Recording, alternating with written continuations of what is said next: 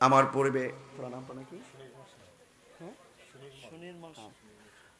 আমার পূর্বে আমাদের আমার অত্যন্ত স্নেহাস্পদ এবং যিনি আমার অজান্তে আমাকে ধারণ করেন সুনির্মল সাহা, তিনি আমাদের ধর্মের এবং সম্প্রীতির লক্ষ্যে তিনি অনেক সুন্দর কথা বলেছেন।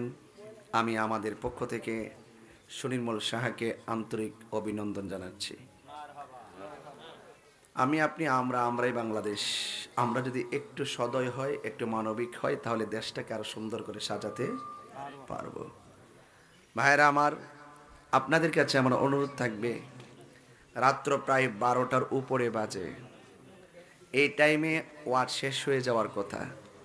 এই বৈরী আবহাওয়ার মাঝে চান্দরা পাক দরবার শরীফে একটি ভিন্ন আয়োজন এবং ভিন্ন প্রচেষ্টার মাধ্যমে আজকের মাহফিলটাকে প্রাণবন্ত করার সর্বোচ্চ চেষ্টা করেছেন। এবং আপনারা জানেন যে মাগরিবের নামাজের আগে পর আমি যখন মাগরিবের নামাজ পড়তেছিলাম তখনই অনুভব করেছি মুষলধারে বৃষ্টি নেমেছে। হ্যাঁ, কিন্তু এই বৃষ্টির মাঝে এই মুহূর্তে আল্লাহ আমাদেরকে যে সুযোগটা দিয়েছেন, নিঃসন্দেহে আল্লাহ পাকের মেহেরবানি, ঠিক কিনা?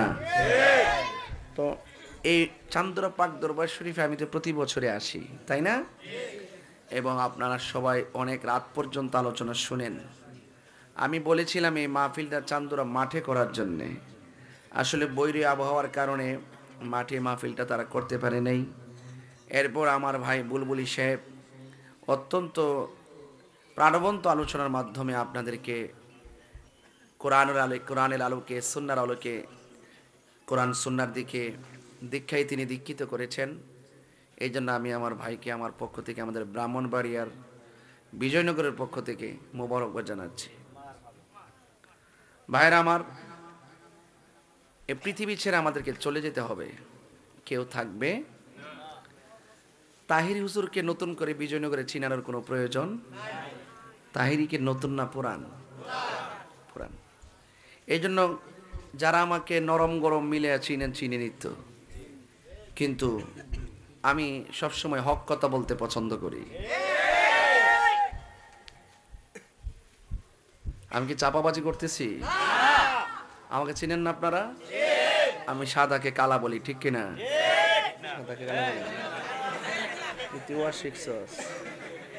আমি সাদারে কালা বলি রে বাপ না মোবাইলে দিয়েছি।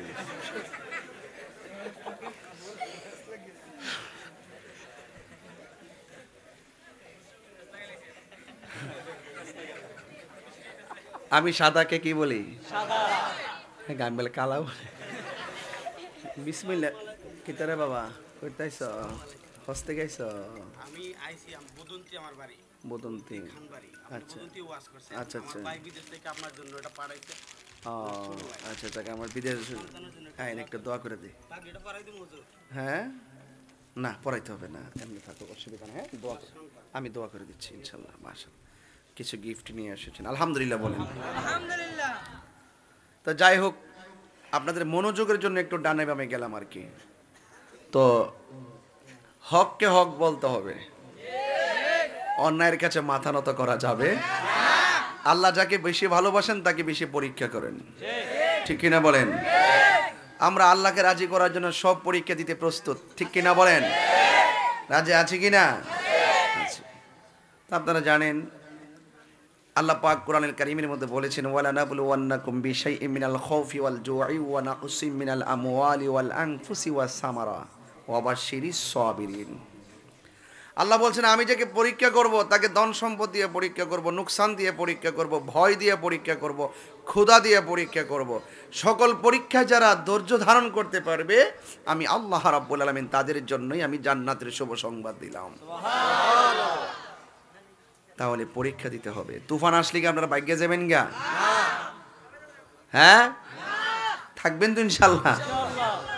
আর দরবারের মাহফিল, যেহেতু বৃষ্টি তুফান আসলে জিকির শুরু করে দিব আর কি, ঠিক আছে না ইনশাল্লাহ? কে কি বললো এটা শোনার টাইম আছে? এই দুইজন বাইরে চেয়ার দে। এই যে আমাদের ব্রাহ্মণ বাইরে শহর থেকে আসছে, আমাদের দাও চেয়ার দাও। এই দুইটা চেয়ার দে, প্রমাণ করে দে চেয়ার দে দুইটা। এদিকে পিছনে, এদিকে আসেন, এদিকে আসেন, এদিকে আসেন, দেন। Thank you. আমি ওই একটা কথা বলছি তার কাছে, মাথাতে রাখেন। গুরুত্বপূর্ণ জায়গা এবং ডিমান্ডেবল প্লেস, এটা আমাদের নিজেদের লোক ছাড়া কাউকে কাউকে নেবো না, নিজেদের লোক। অন্য 2 days আছে।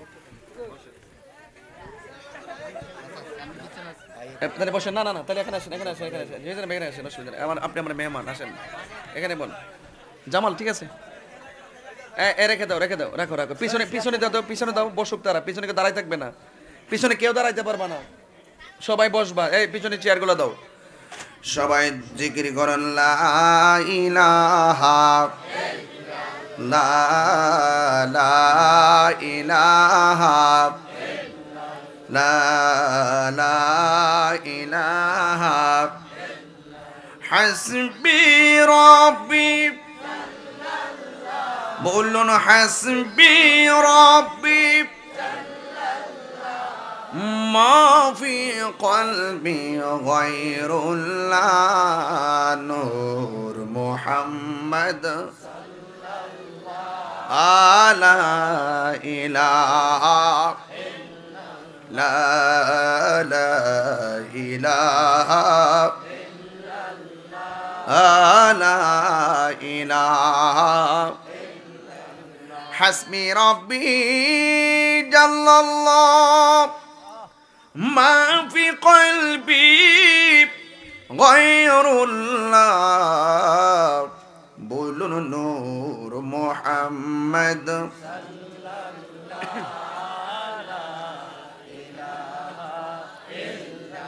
লা লা ইলাহা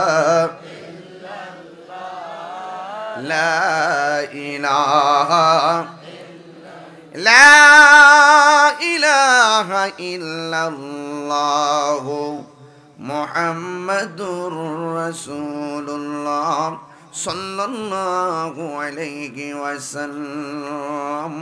জবান খুলে বলুন সুবহানাল্লাহ। বন্ধুরি ও চান্দরা পাক দরবারের বাবা, দুনিয়াটা হলো পরীক্ষার জায়গা। আল্লাহ যাকে বেশি ভালোবাসেন তাকে বেশি পরীক্ষা করেন। যদি পরীক্ষা দেখতে চান, এই দুনিয়ার জমিনে নবীগণ হলো মাসুম। কথাগণ ঠিক কিনা? নবীদের কোনো গুনাহ আছে? এত মাসুম নবীগণ, নবীগণের স্বপ্ন আল্লাহর পক্ষ থেকে ওয়াহী। ঠিক কিনা বলেন? নবীগণের স্বপ্ন আল্লাহর পক্ষ থেকে ওয়াহী।